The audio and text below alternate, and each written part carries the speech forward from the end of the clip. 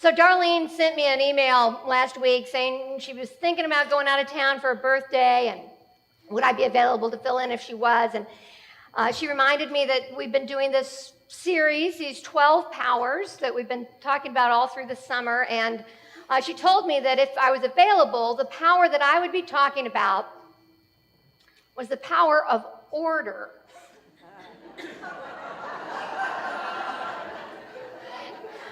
Well, I had to laugh out loud because some of you may know that 26 years ago, I was ordained as a Presbyterian minister. Now, Presbyterians have this saying that we do things decently and in order. This is true. All Presbyterian leaderships know this phrase. We throw it around. In fact, we even made it into a bumper sticker. I will neither confirm nor deny.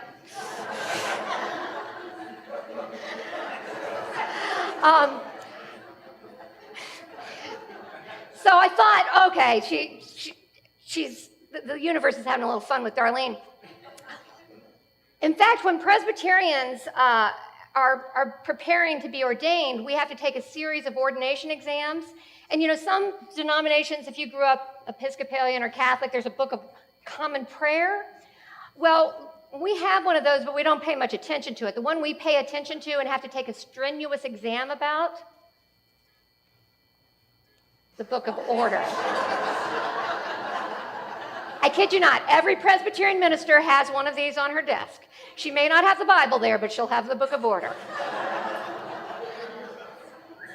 But then I thought, well, maybe the universe is having a little fun with me, because order. Well, here's what my office looked like when I got that email. And so before I could even start thinking about this talk, I found myself straightening everything up. I was straightening it at home. I was straightening it at my office. And in fact, one of my coworkers was on vacation, and I didn't take a picture of what my office looked like the next day, but she came in before me, and having been on vacation, she didn't see my cleaning spree, and she seriously thought that I had quit and left. In 4 years of working with me, she had never seen the top of my desk before, so she thought I couldn't possibly still be there. Order. Now, I have to confess that when I started thinking about the power of order, I felt a little boxed in. I kind of like being disorderly. I think sometimes it's easy to confuse control with order. If you look at that quote that Presbyterians use that I mentioned about wanting to do things decently in order, it actually comes from 1 Corinthians 14, verse 40. And the Apostle Paul has written a letter to this church in Corinth. And in this chapter, he's talking about the nature of worship and how he believes worship should be. And he ends that chapter with this phrase, things should be done decently and in order, which makes you kind of wonder, why would Paul write this advice to this church? Well, I'll tell you why. Apparently, the gifts of the Spirit were being poured out in such abundance on this particular congregation that things were getting kind of chaotic. People were getting a little too happy in the Spirit. Now, growing up Presbyterian as I did instead of Pentecostal like Darlene, speaking in tongues was not really in my spiritual vocabulary. Did any of you grow up in a tradition where speaking in tongues was, yeah, I've got several here. Well, I will never forget the first time I went to a prayer meeting where people were speaking in tongues. I was in my 20s, I was in seminary, and I visited an evening prayer meeting, and I walked in, and literally everyone in the room except me was speaking in tongues, and all at the same time. And I have to confess to you, it sounded like complete and utter gibberish to me. And I wondered what I had walked into. And I don't doubt that those prayers were very sincere outpourings of the Spirit for the people who were receiving them, but I wasn't part of that circle. And so I felt a little left out. Well, it turns out this is exactly the situation that Paul is talking about. And here's what he says. If you come together as a congregation and some outsiders walk in on you and you're all praying in tongues, unintelligible to each other or to them, won't they assume you've taken leave of your senses and leave as fast as they can? Seriously, that's what it says in that chapter of Corinthians. And then he shares this alternative idea. So here's what I want you to do. When you gather for worship, each one of you be prepared to do something that will be useful for everyone. Sing a hymn, teach a lesson, lead a prayer, tell a story, provide an insight. And if prayers are offered in tongues, he says, just 2 or 3 is the limit. And then only if someone's present to interpret, because otherwise you can just keep it between God and yourself. God doesn't stir us up into confusion, Paul suggests. God brings us into harmony. And then finally he gets to this final line. So, my friends, be eager to prophesy, and don't forbid speaking in tongues. But all things should be done decently and in order. So Paul got to this line about being decent and in order because people were wild with the Spirit. I think that might be a kind of interesting problem to have, right? What if we were also passionately, loudly, exuberantly sharing the gifts of the Spirit that the leadership needed to calm us down a little bit? And Paul wasn't trying to keep spiritual gifts at bay. He says, be eager for these. He just wanted to make sure that nobody felt excluded by the proceedings. Now, have you ever been in one of those meetings or small groups where there's one person who's really dominating the conversation? Anyone have that experience? And have any of you ever been in an experience of a small group or a meeting where people had a talking stick? Do you know that? Yeah, so the idea of the talking stick is only the person who has the stick can talk. And the stick keeps moving through the whole group so that everyone in the group has the chance to talk. So the stick is that order. It brings order to the group so that more voices can actually be heard and included. So perhaps one reason for order is to make a community more inclusive, to make sure that more voices can be heard. I was thinking this week about all the ways we use the word order in our lives, and one that kept coming to me was that we speak of getting one's affairs in order. Right? And usually we're talking about that if we're talking about death. And most people I know say they want to die quickly, right? They don't want to suffer. They don't want to be dragged out. Maybe just even die in our sleep, just not wake up one day. Have you ever said something like that?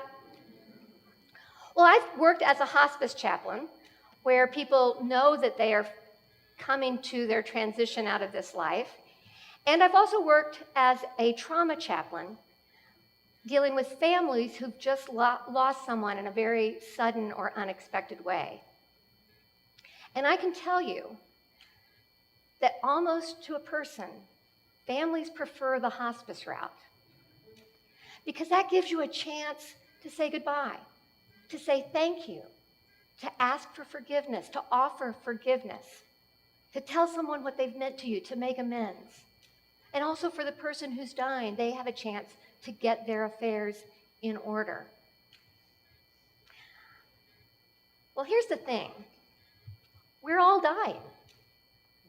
So maybe the power of order is inviting us to all get our affairs in order. What would that mean to you?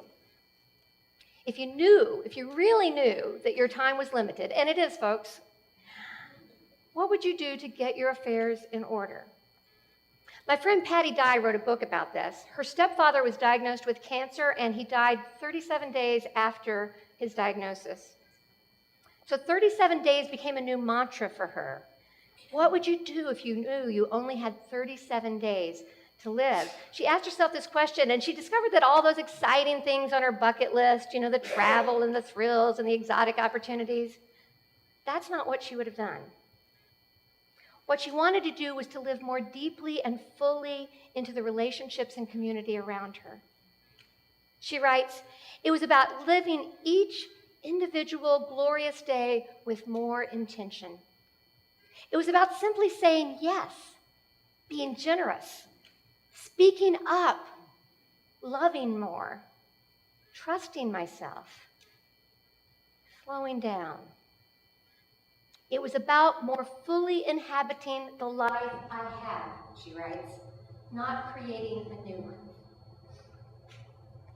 Maybe getting your affairs in order means living the life you have to the fullest measure possible.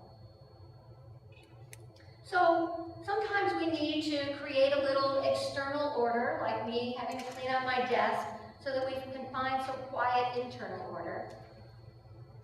And sometimes we need the power of order to create a more inclusive community so that more voices can be heard. And maybe we need the power of order to focus on what really matters right in front of us. Like each of the 12 powers, the power of order is not something outside ourselves. It is a God-given power. It's our nature. Each of us has a natural sense of order within ourselves. It's innate, it's given. And it may look different from person to person. It may look different from an introvert to an extrovert. But we all have this internal, innate sense of order. And sometimes we lose track of it. We can think ourselves apart from it. We can forget. Or maybe we were never taught as children how to find it. And sometimes we lose track of our inner sense of order because our outer world becomes so disordered. When I began thinking about order and a natural innate sense of order, I thought about monarch butterflies. To me, monarchs are one of nature's most amazing life forms. If you've ever held a butterfly in your hand, you know how very light and fragile it is, almost like it's not even there. But do you know about the life cycle of a monarch? It's pretty interesting. So monarch butterflies go through 4 stages in their life cycle. They're an egg, and then they're a caterpillar, and then they're the chrysalis, and then they're the adult butterfly. And they go through 4 generations each year. So in any given year, there are 4 generations of monarchs.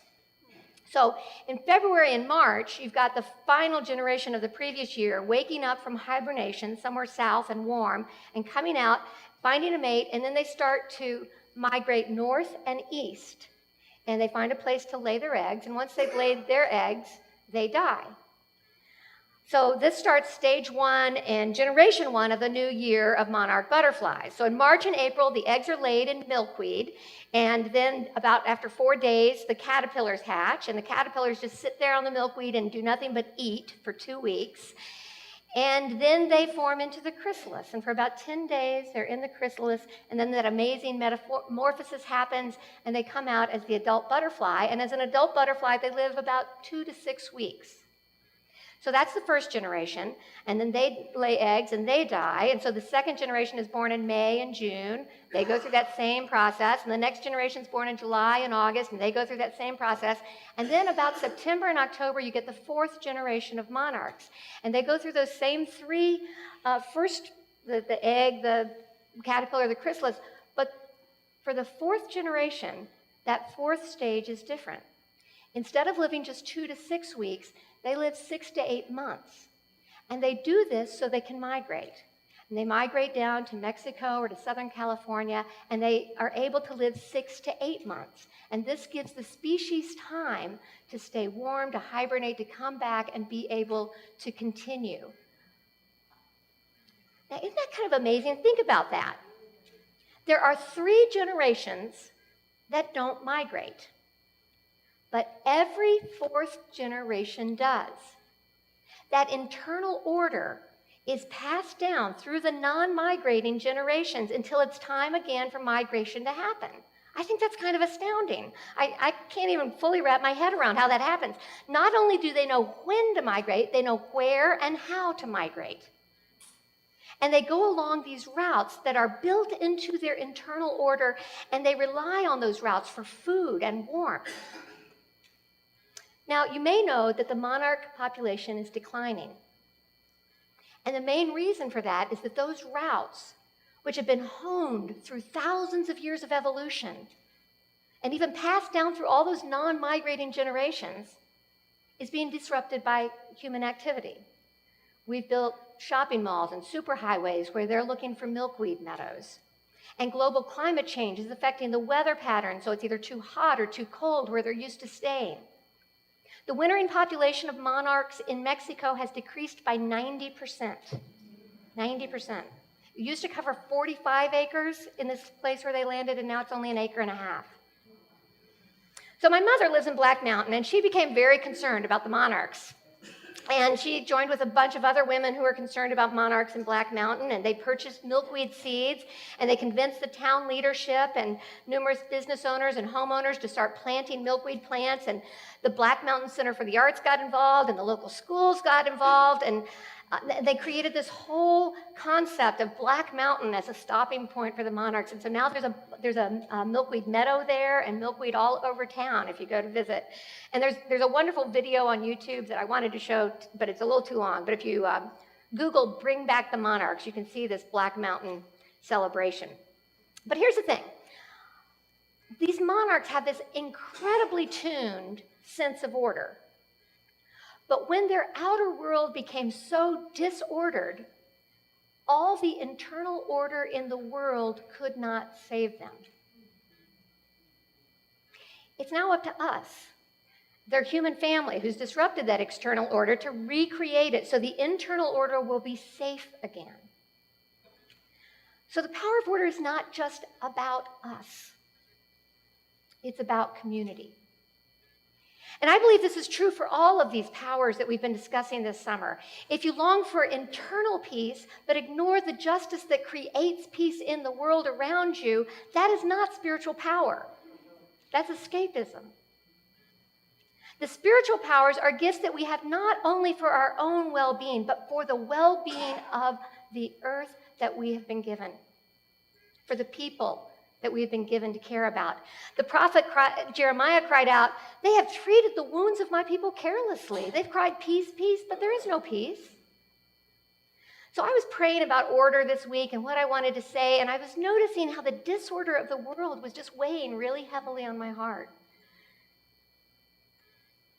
Like many of you, I'm really heartbroken about the disorder that exists in our nation between races. Now, let's not fool ourselves. This is not new. This did not start with President Obama or the Black Lives Matter movement. In fact, our nation is founded on it. This nation that I joyfully and gratefully celebrate as we struggle through another presidential season began in disorder between European settlers and native peoples. It continued in disorder between landed gentry and enslaved Africans. It was built on the disorder necessary to build the wealth of on the backs of slaves and on the backs of Chinese men building railroads and Irish children in sweatshops. So there's no golden era of racial and ethnic harmony that we can go back to. And we need to know our history so we don't put our future in peril. And we need to be honest about it. But now we live in this era of social media and 24-hour news cycles. So all this disharmony is in our faces, right? And even if we've wanted to ignore it or to sort of pretend like it has nothing to do with us, it's just there, and it becomes harder and harder to ignore. And as uncomfortable as that may be for some of us, I'm looking at my white people now. I agree with Darlene when she says that what is rising to the surface is coming up so that it can be healed. I love Rev. Darlene's phrase, reveal what needs to be revealed and heal what needs to be healed. Reveal what needs to be revealed. And I think that's a little bit of what's happening right now. There's disorder in our nation that's being revealed. And for some of us, parents of young black men, for example, it's not a revelation that black boys need to be trained to keep themselves safe from the police. I wasn't taught that as a child. I was taught to turn to the police for safety. And it wasn't until I was well into adulthood that I learned that this is a common and well-known talk that parents of color have with their children. This other reality needed to be revealed to me. Reveal what needs to be revealed. I regularly read a blog by a rabbi who calls herself the Velveteen Rabbi. Love that name. And she recently wrote this: when a wound is infected, Ignoring it or pretending that it isn't there doesn't help. The only thing to do is to grit one's teeth and to clean out the wound. And maybe suture it gently so that it can close on its own again. No one likes to look at what hurts. But if we don't face our brokenness, we can't sweep away the shards and begin to rebuild. Heal what needs to be healed. What is ours to do to heal the disorder that we find around us? I invite each of us to ask ourselves that question. What is mine to do? I heard a woman on a radio interview recently talking about discovering what was hers to do. This was on Being podcast with Krista Tippett. Any of you know On Being with Krista Tippett? There's a few. The rest of you should know it. It's a great, great radio program, and you can get the podcast later. Well, on this one, she was interviewing a police officer who had studied with Thich Nhat Hanh, the Buddhist teacher. Sherry Maples had served for 25 years in the justice system, including as Assistant Attorney General in Wisconsin and as a police officer with the City of Madison Police Department. And it was while she was still a police officer that she first attended a retreat led by Thich Nhat Hanh. Now, if you don't know Han, he's a Vietnamese Zen monk. He's a poet, he's a peacemaker. He's written lots of books, including one called Being Peace. Dr. Martin Luther King nominated him back in the 60s for the Nobel Peace Prize for his work for peace in the Vietnam War. So on the first day of the retreat, Maples is listening to all this talk about peace and pacifism, and she thought, I can't be part of this. I have to carry a gun every day on my job. And I go to my job every day knowing that I might end up killing somebody. And so she got up to walk out. Well, a Buddhist nun followed her out and stopped her and talked to her about why she was leaving. And they ended up talking for a long time. And Maple said that the gist of the conversation was, who do we want carrying guns other than people who have been trained in mindfulness? And so she went back in and she finished the retreat. And not only that, she became a real serious student of mindfulness. And eventually she became an ordained Dharma teacher in the Buddhist tradition.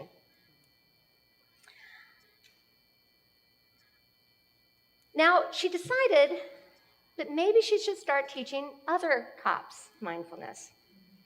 And she was afraid that they wouldn't take it seriously, but she thought, well, the only way they're going to listen at all is if they hear it coming from another cop. Someone who knows the anxiety of doing that job, someone who knows the responsibility of carrying a gun, someone who knows the fear of whether or not you're going to be called into a violent situation when you go into work that day. So she started doing this, and over time it became her whole life's work, her calling, and she founded the Center for Mindfulness and Justice. I'm realizing that I am not yet fully clear on my current personal calling in helping to heal the various forms of disorder that I see in the world around me. Racial disorder, political disorder, environmental disorder.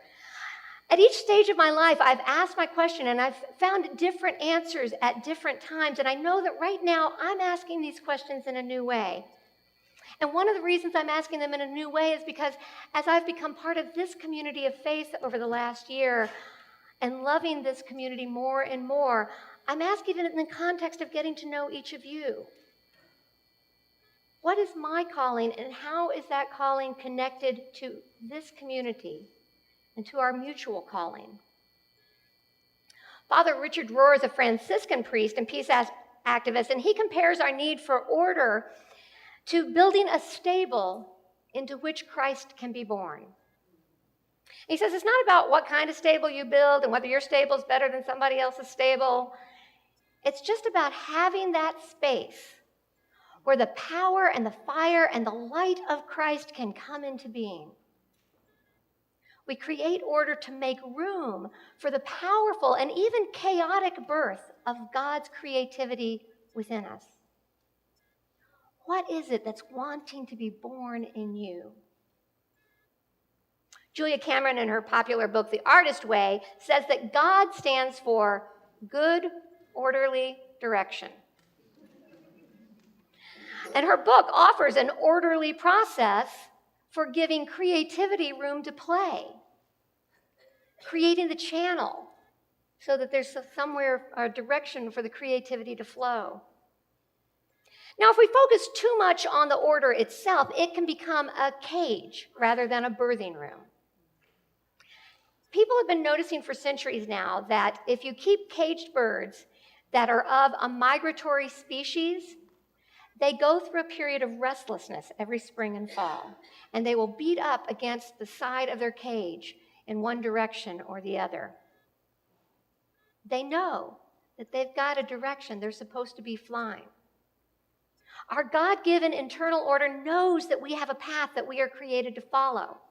And if we create too much external order, we end up beating against the cage instead of spreading our wings to follow that direction of our calling. And yet, if we don't have any external order or enough, then like the monarchs not being able to trust the roots of their system anymore, of their ancestors, our internal guidance can't help us. Desmond Tutu, who won a Nobel Peace Prize for his efforts to end apartheid in South Africa, says, I so wish I could imitate him because he's got the cutest little voice. Do you guys know Desmond Tutu? He says, we are only the light bulbs, and our job is just to stay screwed in.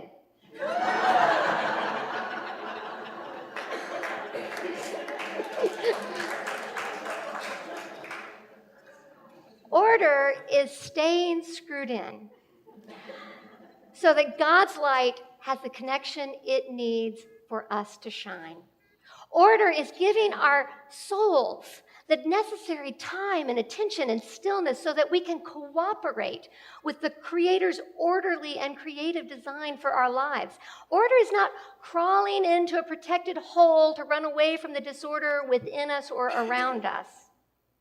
Order is simply stepping back far enough so that we can regain perspective, or stepping in close enough that we can tend the wounds. So this week I invite you to meditate on the power of order in your life and in the communities that we share. Where do we need to create more order?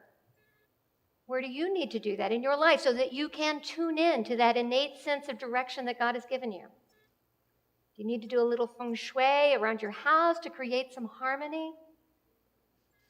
Do you need to make sure there's some kind of stable built so that if the Spirit of God desires to be born in you, it has somewhere to land? Do you need to screw yourself in a little tighter so that electricity can just beam out through you? And where do you need to loosen up your sense of order so that you are free to fly in that good, orderly direction of your life? Is your door open so that you don't need to beat against the walls when it comes your time to soar free? And finally, where in the world around you is there disorder that needs to be healed to make the path safe for you and others? Are you willing to grit your teeth and clean out the wound? The power of order is our innate gift. It's the balance and harmony we need to find that good orderly direction and follow it.